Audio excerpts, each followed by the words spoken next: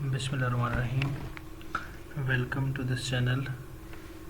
आज हम एक और पेपर डिस्कस करने के लिए यहाँ पे हाजिर हुए हैं जी। ये पेपर है सब्जेक्ट स्पेशलिस्ट का पेपर हुआ है। Subject specialist for Pakistan studies PPS 17 का school education literacy department government of Sindh में। और ये पेपर है जो कि सिंध प्रोसेस कमीशन ने लिया है आज 3 जून को, और 10 बजे से 11 बजे तक ये 1 घंटे का पेपर हुआ है। और इसमें टोटल 100 मार्क्स हैं। इसमें 50 MCQs हैं और एक MCQ के 2 नंबर हैं। तो 1 घंटा टाइम है, इसको टाइम दिए गए इस पेपर को सॉल्व करने के लिए। इसके अलावा अगर कोई क्वेश्चन इनकरेक्ट होता है तो उसके लिए 0.5 मार्क्स की नेगेटिव मार्किंग भी इंक्लूडेड है। तो चलें जी, हम इस पेपर को सॉल्व करते हैं। ये जो पेपर है सॉल्व करने से पहले 2-3 बातें आपको बताना चाहूँगा कि इस पेपर की जो डिस्कशन है इसका पर्पज़ ये है कि एक तो आप पेपर कर लें, जो ये पेपर आया है इसकी प्रैक्टिस आपकी हो जाए। सेकेंडली, इस पेपर में जब इसको मैं सॉल्व करूँगा तो इसमें जो रिलेटेड MCQs हैं या रिलेटेड कंसेप्ट्स हैं जो वो मैं आपसे शेयर करूँगा, और वो आपने उसको अच्छे तरीके से जहन में रखना है ताकि फ़र्दर जो पेपर होते हैं, नेक्स्ट पेपर होते हैं, उसमें ये आपके काम आ जाए। तो लेट्स बिगिन। ये जी पेपर स्टार्ट होता है। Question number 1। ये आपको पता होगा कि ये जो 50 नंबर का पेपर होता है, 50 MCQs का पेपर होता है, इसमें 20% जनरल नॉलेज के सवाल होते हैं और 80% सब्जेक्ट ओरिएंटेड सवाल होते हैं। तो ये 50 MCQs हैं। इसमें जो पहले 10 MCQs होंगे ये जनरल नॉलेज के होंगे, और जो नेक्स्ट 40 क्वेश्चन होंगे वो सब्जेक्ट के होंगे, यानी कि पाक स्टडी से रिलेटेड होंगे। तो इस वजह से आप जहाँ पे सब्जेक्ट को तैयार कर रहे हैं वैसे ही आप GK को भी टाइम दें, और वो भी इसके लिए ज़रूरी है जी। हम स्टार्ट करते हैं। पहला क्वेश्चन है एंटोनिम ऑफ श्रिल इज़। अब श्रिल क्या होता है? श्रिल बहुत ऊंची आवाज़ को कहते हैं।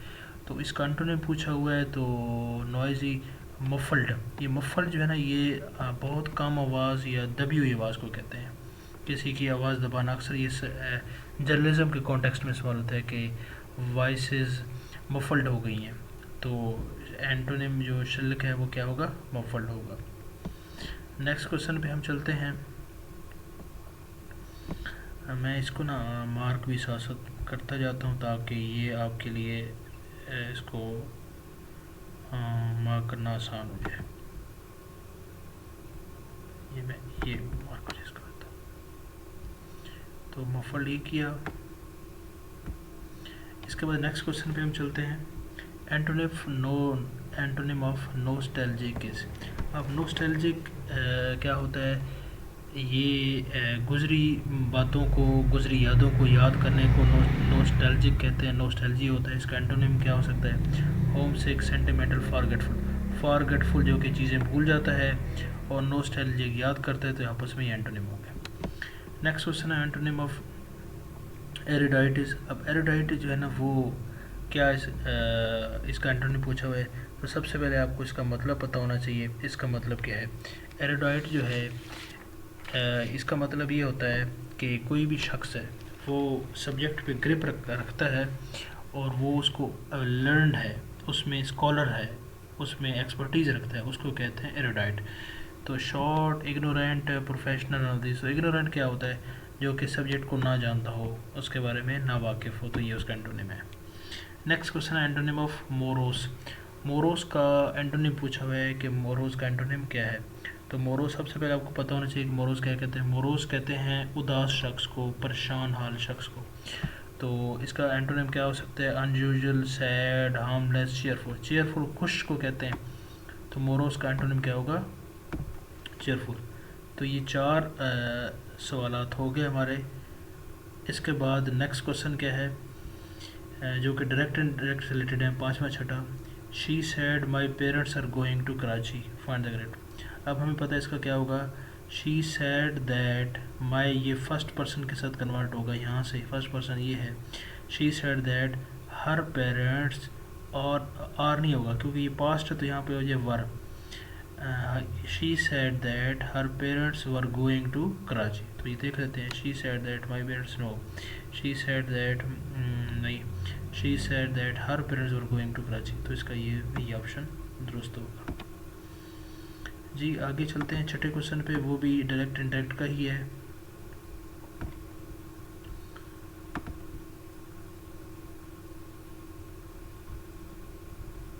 ये मैं इसको रिमूव कर देता हूँ, ये इसमें इशू आ रहा है थोड़ा सा।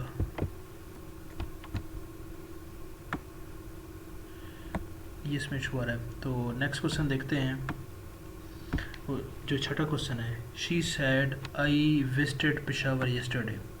तो इसका क्या होगा, शी सैड दैट, ये सेकंड पर्सन के साथ उस कन्वर्ट होगा, सॉरी फर्स्ट पर्सन के साथ कन्वर्ट होगा। तो क्या होगा ये, शी सैड दैट शी, अब ये पास्ट है तो ये मज़ीद पास्ट बनेगा, ये पास्ट है तो पास्ट परफेक्ट बनेगा।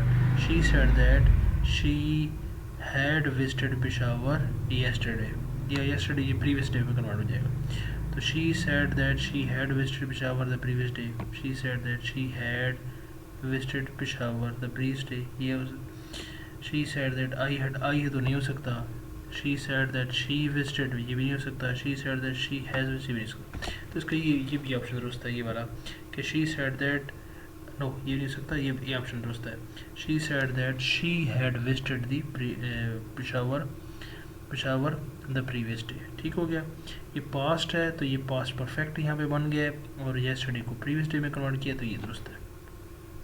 नेक्स्ट क्वेश्चन क्या है, सिनोनिम ऑफ अबेटर इज। अब अबेटर क्या होता है, अबेटर क्या होता है कि ऐसा शख्स जो किसी भी गलत काम में किसी को हेल्प आउट करे, सहूलतकार बन जाए, तो उसको कहते हैं अबेटर। अब गैम्बलर, स्लॉटर हाउस, इनकरेजर, फैक्टर। तो इनकरेज क्या है, इनकरेजर भी होता है जो इनकरेज करता है उसको गलत काम में हेल्प आउट करता है, तो ये इनकरेजर है, इसका हो सकता है। नेक्स्ट क्वेश्चन है सिनोनिम ऑफ प्रोपेंसिटी। प्रोपेंसिटी जो है ना, उसका क्या हमने पूछा है। तो प्रोपेंसिटी कहते हैं किसी भी शख्स का बायस्ड होना, किसी भी शख्स का किसी ख़ास एक चीज़ की तरफ झुकाव होना, उसको कहते हैं प्रोपेंसिटी। तो इंटेलिजेंस, प्रोबिटी, डिसऑनेस्टी, इंक्लिनेशन बड़ा क्लियर है, तो ये हो जाएगा। नेक्स्ट क्वेश्चन है हमारा नवा, सिनोनिम ऑफ पेनुरीज। पेनुरी क्या कहते हैं, गुर्बत को कहते हैं, मुफलिसी को कहते हैं। तो यहाँ से देखें तो ये पॉवर्टी इसका होगा। कस्टम नहीं है, न्यूमिस्मेटिक्स भी नहीं है, फ्लुएंस भी नहीं है। Next question, synonym of chicaneries. अब चिकनरी क्या कहते हैं, चिकनरी कहते हैं कोई भी चीज़ हाइड करने को और धोखा देने को, ट्रिक करने को। तो इसका क्या हो सकता है, फाउलनेस, एरोमा, चेस्टिटी, ट्रिकरी हो सकता है। तो 10वें का क्या है, ट्रिकरी। तो ये हमने 10 सवाल डिस्कस किए हैं, ये जीके के सवाल थे। अब हम चलते हैं नेक्स्ट क्वेश्चन पे। अब ये सब्जेक्ट ओरिएंटेड क्वेश्चन स्टार्ट हो जाएंगे। The well of Peshawar was the centre of ancient kingdom of.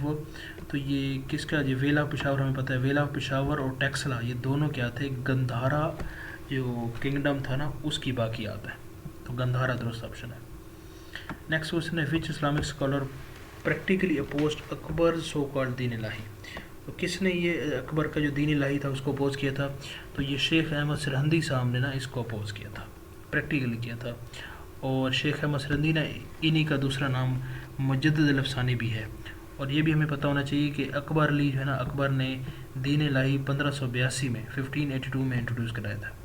और दीन इलाही क्या था, इसने एक मर्जर बनाया था, इस्लाम, हिंदुज़म और मुख्तलिफ मज़ाहिब को आपस में मिलाकर एक अलग दीन बनाया था अकबर ने। और अकबर क्या था, तीसरा बादशाह था। तो ये जो साथ में मैं आपको चीज़ें बता रहा हूँ ये भी रेलेवेंट MCQs हैं जो कि डिफरेंट पेपर्स में पूछे जा सकते हैं। और जिस तरह पिछले पेपर्स अगर आपने नहीं देखे मैंने डिस्कस किए हैं, टाउन ऑफिसर के पेपर, म्यूनसिपल ऑफिसर्स के पेपर, उसको लाजमी देखें। उनमें जो मैंने साथ में डिस्कशन की है वो डिस्कशन बड़ी काम आई है। और उसी से मिलते जुलते सवालात इस पेपर में भी इवन 2-3 MCQs आए हैं जो मैंने पिछले पेपर्स में डिस्कस किए थे। तो ये अब साथ में जो डिटेल्स बता और उसको साथ लाजमी नोट करें। द नेक्स्ट क्वेश्चन है, the queen's proclamation was read at durbar where the durbar was held. तो जो क्वींस प्रोक्लेमेशन क्या है, ये असल में जब ईस्ट इंडिया कंपनी थी उसने जो इक़्तिदार था वो इसके क्वीन के हवाले किया था 1858 में। तो उसकी जो प्रोक्लेमेशन थी ये कहाँ पे हुई थी ये पूछा गया।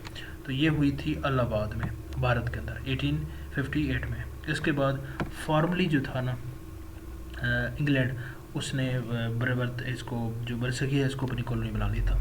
इससे पहले ईस्ट इंडिया कंपनी जो है ना वो रूल कर रही थी। नेक्स्ट क्वेश्चन है the first railway track in Indo Pak between Karachi and Kotri was. तो ये पहला जो रेलवे ट्रैक है जो कि अंग्रेज़ ने यहाँ पे इंट्रोड्यूस कराया था और जो वो कराची और कोटरी के दरमियान था, तो ये 1861 में था। तो देख रहे हैं ये कितनी पुरानी है हमारे पास रेलवे। नेक्स्ट क्वेश्चन है who inaugurated Aligarh college. Aligarh college किसने जनाब इनोग्रेट किया था, इफ्तिताह किया था? तो ये लॉर्ड लिटन ने किया था। ठीक हो गया, ये हमें पता होना चाहिए। इसके बाद नेक्स्ट क्वेश्चन है name the two provinces in which Muslim league formed government during the war years of 1939 से 45। तो 1939 से लेकर 45 तक ये वर्ल्ड वॉर 2 रही है। उसमें किन दो सूबों में भी जो है ना इसकी हुकूमत रही है मुस्लिम लीग की। ठीक है, मुस्लिम लीग चूँकि इतनी पॉपुलर जमात उस वक्त नहीं थी, हमें पता है तो कि 37 के इंतखाबात में इसको शिकस्त हुई थी, और ये वैसे इसने जो हुकूमत बनाई है ये बंगाल और असम में कुछ हद तक इसकी हुकूमत थी। तो ये भी ऑप्शन इसका दुरुस्त है, इसके अलावा कहीं भी नहीं थी।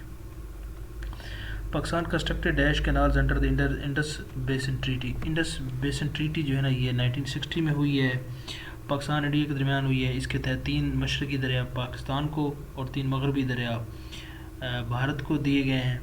और इसके बाद इसमें क्या था कि ये वर्ल्ड बैंक के तावन से ये ट्रीटी हुई है, और इसमें जो 8 कैनाल्स है ना वो इसके तहत बनाई गई हैं, ये हमें पता होना चाहिए।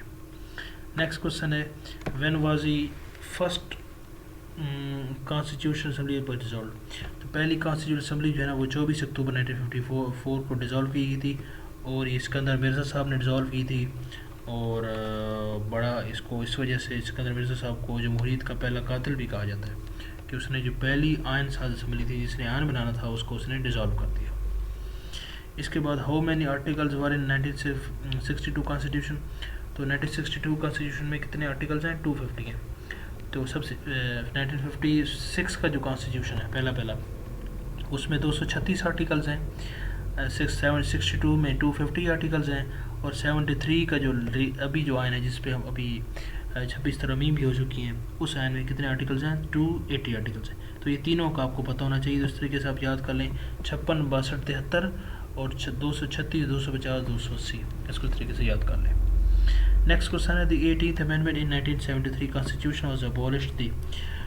किस चीज़ को अबॉलिश किया? प्रोविंशियल ये उसने कंकरेंट लिस्ट लेजिस्लेटिव लिस्ट थी, इसको उसने अबॉलिश किया था।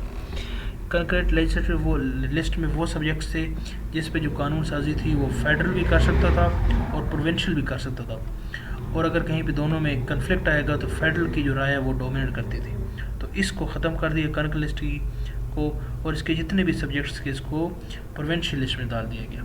तो ये एक मेजर डेवलपमेंट थी जो 18th अमेंडमेंट में हुई है। और वैसे में पता है कि 18th अमेंडमेंट जो है ना वो 2010 में हुई है, जरदारी साहब के दौर में हुई है, और इसको मिनी कॉन्स्टिट्यूशन भी कहते हैं। और इसमें जनाब 101, 102 आर्टिकल्स ऑफ कॉन्स्टिट्यूशन अमेंड हुए हैं। ठीक हो गया।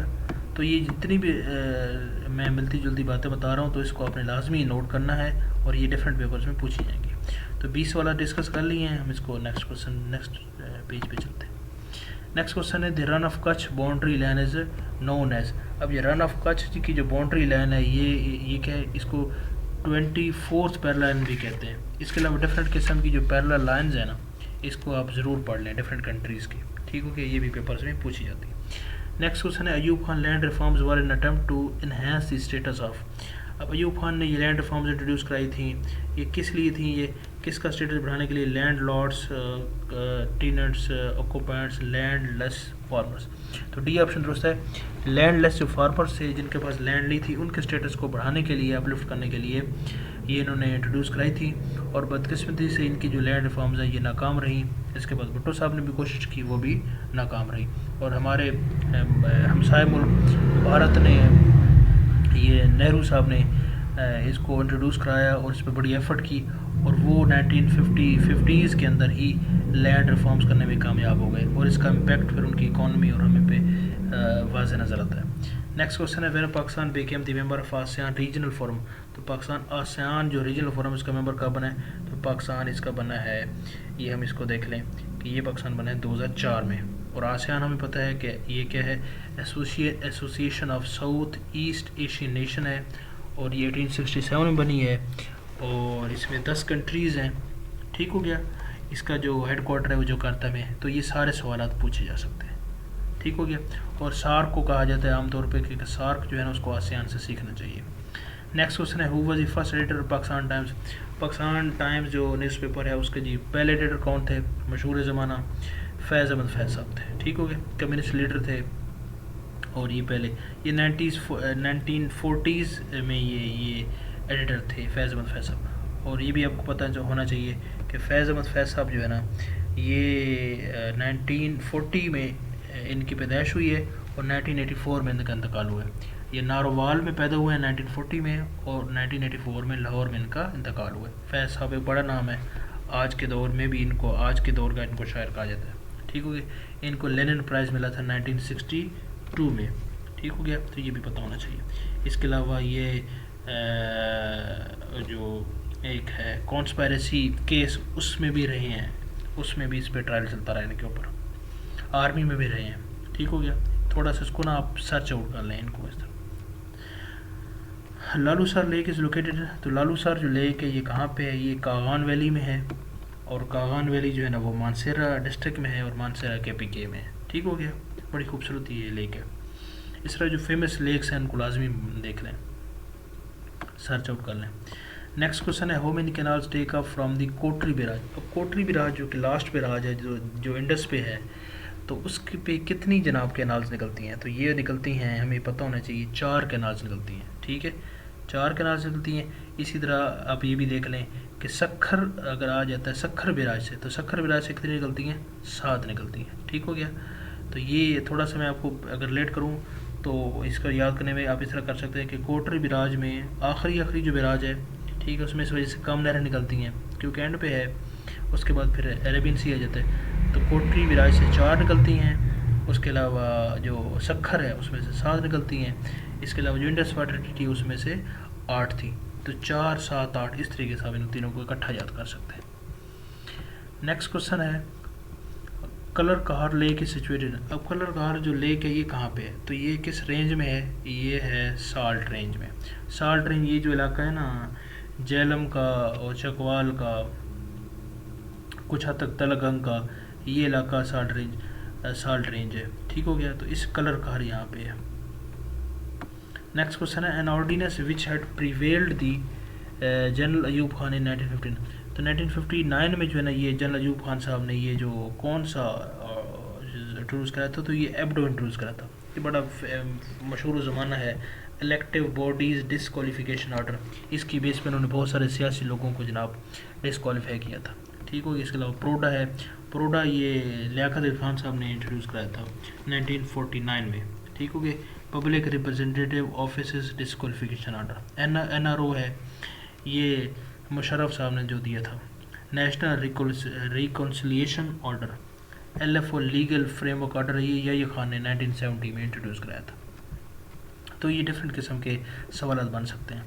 नेक्स्ट क्वेश्चन है, Muslim League celebrated direct action day on. तो ये डायरेक्ट एक्शन डे जो है ना ये बड़ा मशहूर डेट है। 16 अगस्त 1946 को ये मुस्लिम लीग ने किया था, और इसमें काफ़ी नुकसान भी हुआ था, वायलेंस भी हुई थी। और ये मुस्लिम लीग, इस दिन मुस्लिम लीग जो है ना उसने अपनी जो पावर पॉलिटिक्स है, ये अपनी एक स्ट्रीट पे जो उनकी स्ट्रेंथ है वो दिखाई थी। नेक्स्ट क्वेश्चन है, just after the partition when did India cut off Pakistan waters without notice दस क्रिएटिंग ड्रॉट। अच्छा जी, पार्टीशन के फ़ौरन बाद कब इन्होंने जनाब ये पानी रोका और इससे पानी की सप्लाई का मसला हुआ पाकिस्तान को?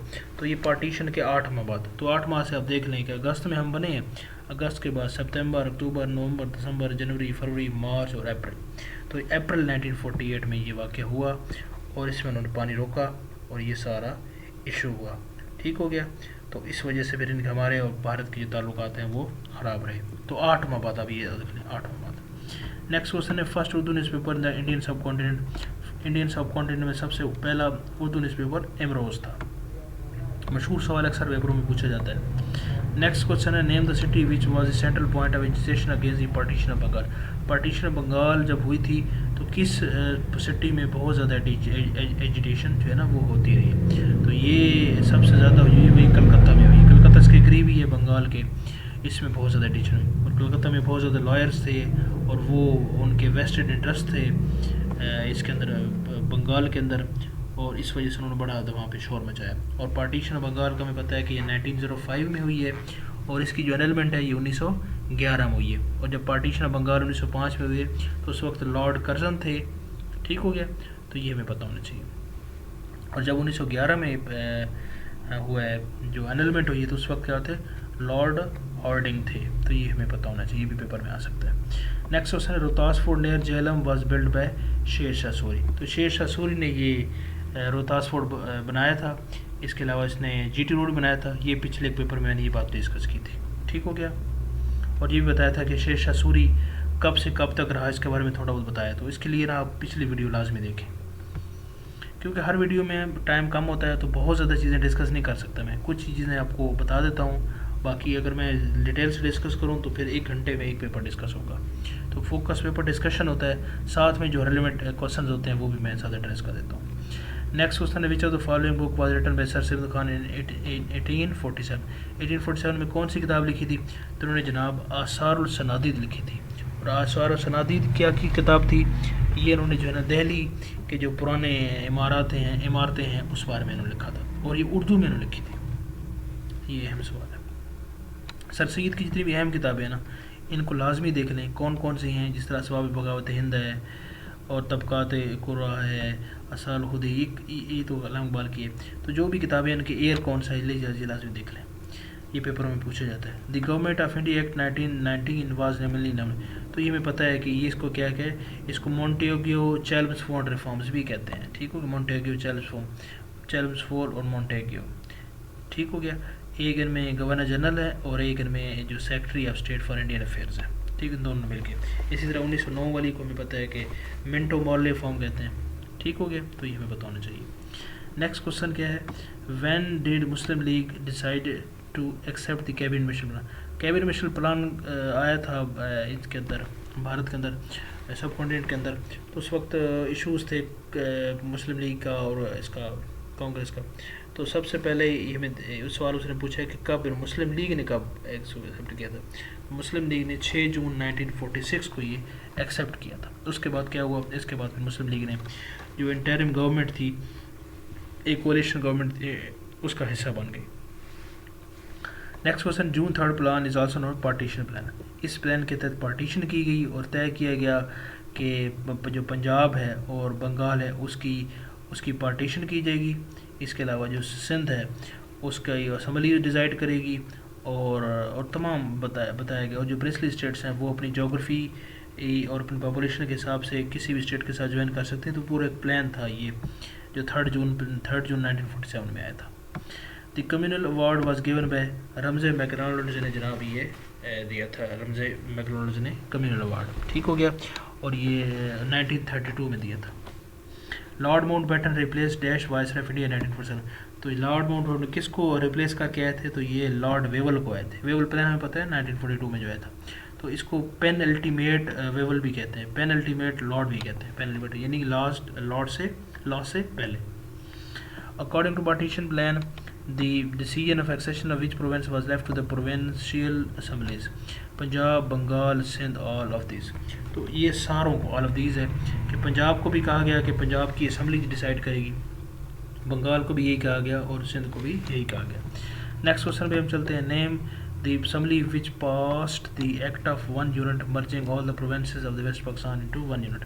तो किस असम्बली ने ये मंजूर किया था? तो हमने पहले डिस्कस किया है जैसा कि 24 अक्टूबर 1954 को सिकंदर मिर्ज़ा साहब ने पहली असम्बली को तोड़ दिया था, बर्खास्त कर दिया था। उसके बाद फिर हमें पता है कि 1 यूनिट बना है 55 में। तो 55 में अगर बना है 1955 में तो फिर फर्स्ट कॉन्स्टिट्यूंट असम्बली तो नहीं होगी, फिर सेकंड कॉन्स्टिट्यूंट असम्बली ही होगी। इसी ने फिर आगे जाके आयन बनाया था। नेक्स्ट क्वेश्चन है, first dry port was established at this. First dry port जो है 1974 में ये आई थी और ये कब बनी थी? ये 74 में और लाहौर में बनी थी। Next question, what was age of Liaquat Ali Khan at the time of assassination.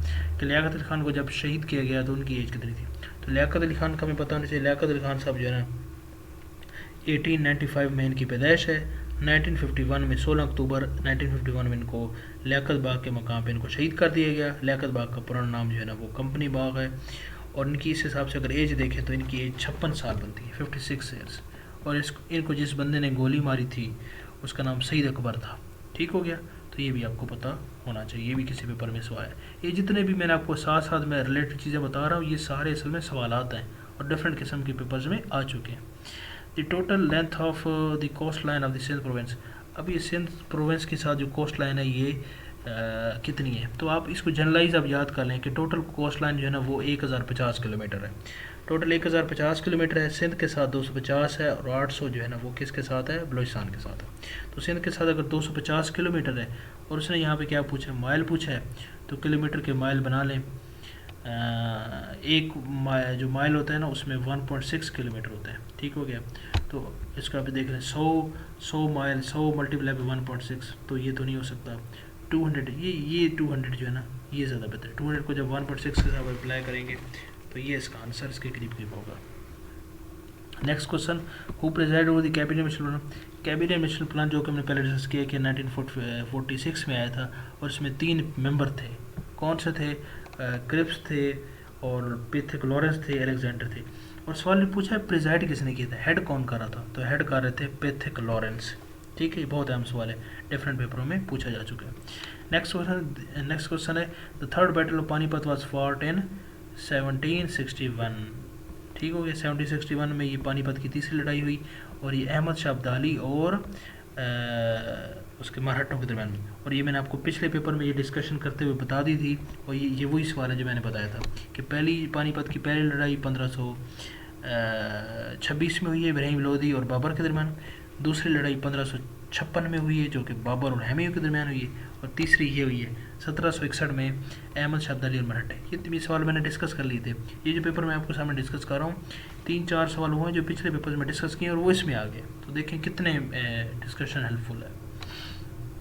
Next question है under the constitution 1862 how many seats were reserved for the women in the national assembly.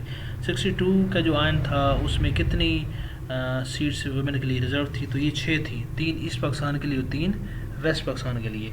और वैसे 1862 का जो कॉन्स्टिट्यूशन था उसमें जो टोटल सीट्स थी वो 156 थी पहले, फिर 218 हो गई और फिर 313 हो गई। ठीक क्या,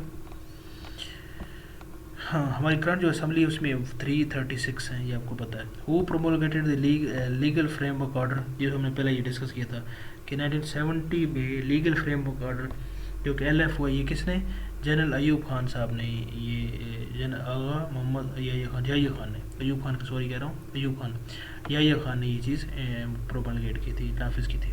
give me blood I will give you freedom, ये बड़े सख्त अल्फाज हैं, तो तुम मुझे ब्लड दो मैं तुम्हें आज़ादी दूंगा। ये किसने कहा है, ये बड़ी मजबूत है। तो इसको एक कन्वेंशनल सवाल है, तो उसको वैसे याद रखने के लिए कह रहे थे कि कितना जोश वाला और जज्बाती किस्म का बयान दिया, तो ये इसको शाबाश देनी चाहिए। तो शाबाश बोस ने ये दी है, शाबाश बोस ने क्या कहा है, give me blood I will give you freedom. Next question है British government sold Kashmir to Gulab Singh in. तो कश्मीर को ब्रिटिश गवर्नमेंट ने 1846 में गुलाब सिंह को 7.5 नानकशाही जो है ना रुपीस उनमें फ़रोख्त दिया था। तो ये सवाल अक्सर पूछा जाता है डिफरेंट किस्म की तरीके से। ठीक हो गया, तो हमने ये 50 क्वेश्चन डिस्कस कर लिए हैं। होप्स हो आपने इसको एंजॉय किया होगा। और पर्पज़ क्या है, पर्पज़ सिर्फ ये MCQ याद करना नहीं है, पर्पज़ आपको ये है कि आप इसको अच्छे तरीके से अंडरस्टैंड करें और इससे जो मिलते जुलते सवाल मैंने आपको बताएं उसको वेल प्रिपेयर करें, अपने नेक्स्ट पेपर में अच्छा परफॉर्म करें और दुआओं में याद रखें। और अगर किसी ने चैनल सब्सक्राइब नहीं किया, वीडियो को लाइक नहीं किया, वो लाजमी सब्सक्राइब करें और वीडियो को लाइक करें। और इस वीडियो के हवाले से अगर कोई फीडबैक है, कोई कमेंट्स हैं, कोई आपको कोई इम्प्रूवमेंट इसमें दरकार है तो वो काइंडली ज़रूर इसमें कमेंट्स में मेंशन करें। बहुत शुक्रिया, थैंक यू सो मच।